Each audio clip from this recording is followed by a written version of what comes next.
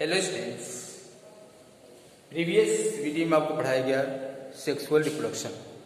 Sexual reproduction बताया गया कि सेक्सुअल रिप्रोडक्शन कैसे होता है, ह्यूमन बॉडी में सेक्सुअल रिप्रोडक्शन कब होता है और सेक्सुअल रिप्रोडक्शन के पहले बॉडी के अंदर कौन कौन से चेंजेस डेवलप करते हैं।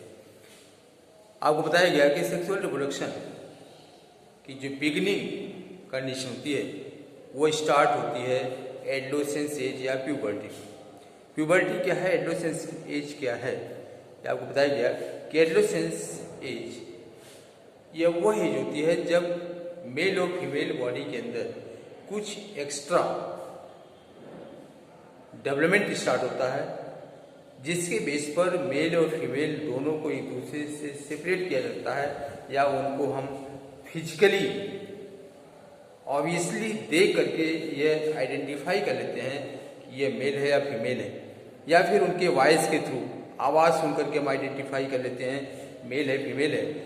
तो यह एज होती है, यह वो एज होती है जिसमें कुछ एक्स्ट्रा एक्टिविटी बॉडी में डेवलप होती हैं, जिसे कहते हैं प्यूबर्टी। तो प्यूबर्टी फीमेल के अंदर 9, 10 या 11 साल की एज में, जबकि मेल बॉडी के अंदर ये लगभग 11 या 12 साल के बाद स्टार्ट, मीन्स 1 or 2 ईयर्स का डिफरेंस होता है।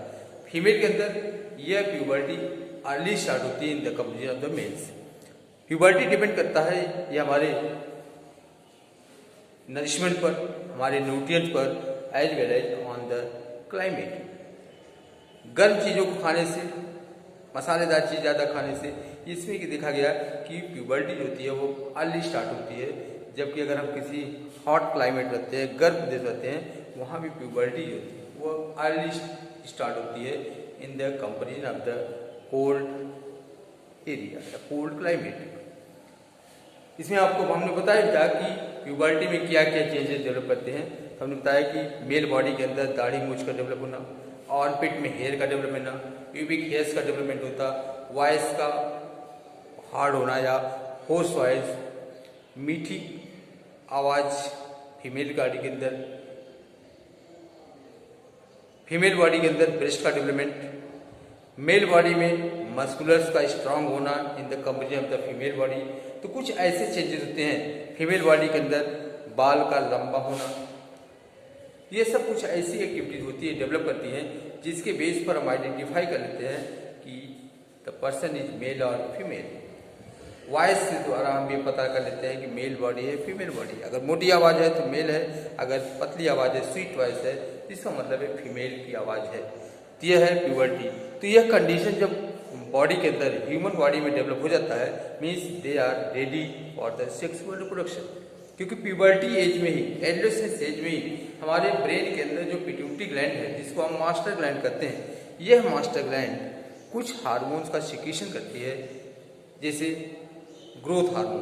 प्यूबर्टी एज पर देखा जाता है कि ग्रोथ बहुत तेजी से होता है, बॉडी का डेवलपमेंट बहुत तेजी से स्टार्ट होता है, और जो पर्सन है, मेल या फीमेल बॉडी है, उसकी हाइट बहुत तेजी से इंक्रीज करती है और अपने मैक्सिमम हाइट तक पहुंच जाती है। उसी तरह से उसके अंदर कुछ और हार्मोन डेवलप करते हैं, जिसे कहते हैं सेक्स हार्मोन्स। ये सेक्स हार्मोन, ये सेक्स ऑर्गन के अंदर होते हैं, पिट्यूटरी ग्लैंड के द्वारा सिक्रेटेड जो हार्मोन्स हैं वह सेक्स ऑर्गन्स के अंदर पहुंचते हैं, और ये जो सेक्स ऑर्गन्स हैं फिर ये हार्मोन्स का सिक्रीशन करते हैं, और इस तरह से बॉडी के अंदर जो सेकेंडरी सेक्सुअल कैरेक्टर है वो डेवलप करता है। उसके साथ साथ जो रिप्रोडक्टिव ऑर्गन्स हैं उसका डेवलपमेंट होता है, और इस तरह से सेक्सुअल रिप्रोडक्शन के लिए बॉडी जो होती है वो परफेक्ट हो जाती है या रेडी हो जाती है। अब क्योंकि ह्यूमन बॉडी के अंदर मेल और फीमेल दोनों बॉडीज अलग अलग होती हैं, इस तरह से दोनों के अंदर अलग अलग ऑर्गन्स इन्वॉल्व हैं। मेल बॉडी के अंदर जो ऑर्गन्स इन्वॉल्व होते हैं they form the male reproductive system. In the female body the organs together form a system is known as female reproductive system. उसी सिस्टम में आज आप पढ़ाया जाएगा मेल रिप्रोडक्टिव सिस्टम। तो मेल रिप्रोडक्टिव सिस्टम होता है कि मेल बॉडी के अंदर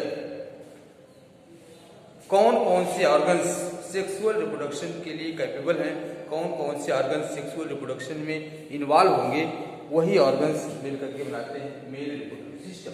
यहाँ आपको एक फिगर दिया गया है मेल रिप्रोडक्टिव सिस्टम का, जिसके अंदर वो ऑर्गन्स प्रेजेंट हैं जो सेक्सुअल रिप्रोडक्शन में इन्वॉल्व होते हैं। तो मेल रिप्रोडक्टिव सिस्टम के अंदर जो ऑर्गन्स प्रेजेंट हैं, सबसे पहले देखिए, फर्स्ट है one pair testis,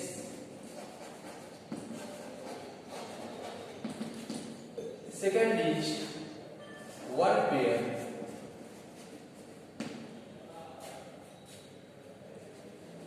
vas deferens, third one pair seminal vagina,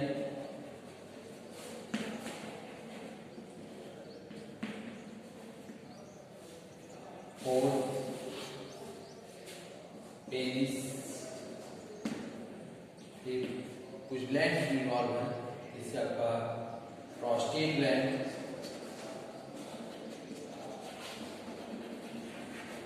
and second is Cowper's gland.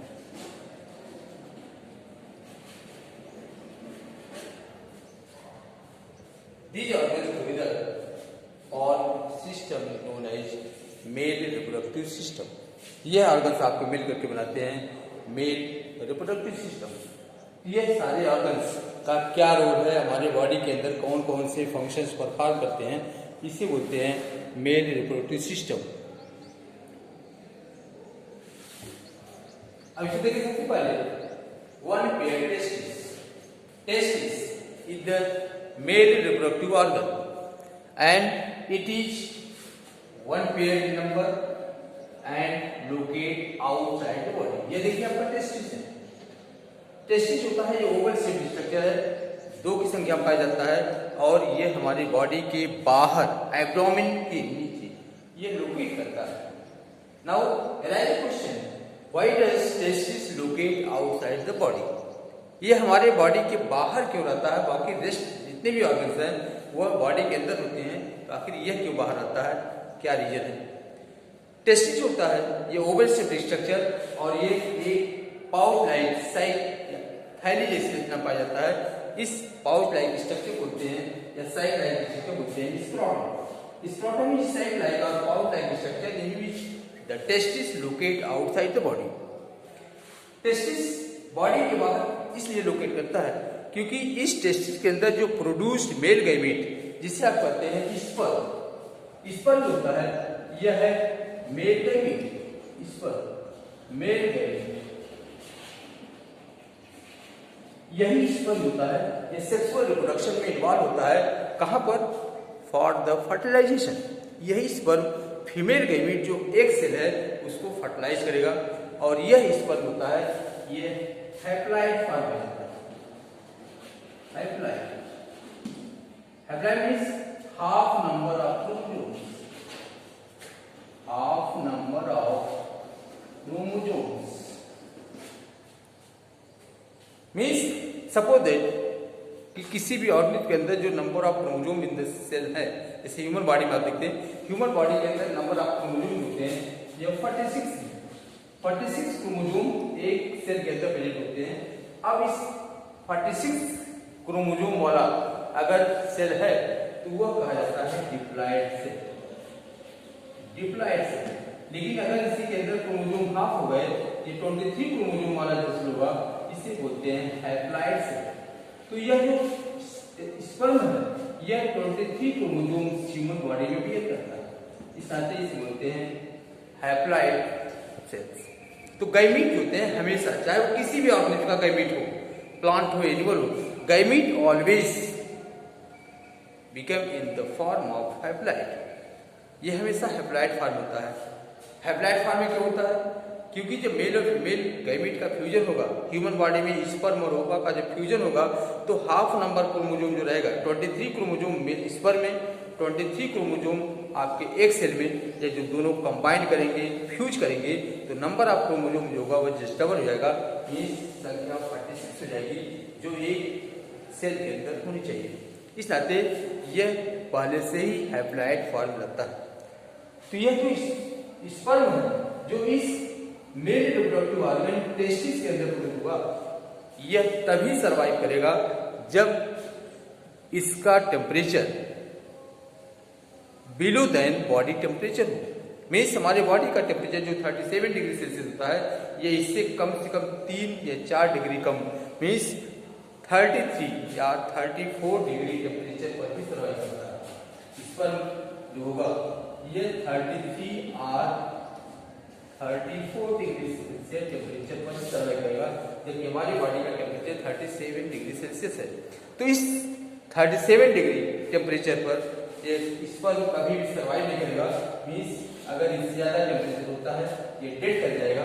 इस नाते इसको एग्जिस्ट करने के लिए, इसको एलाइव रहने के लिए नेचर ने क्या किया, पहले से ही इसको बॉडी के बाहर कर दिया और ये हमारे बॉडी के बाहर एक पाउच लाइक स्ट्रक्चर में लोकेट करता है।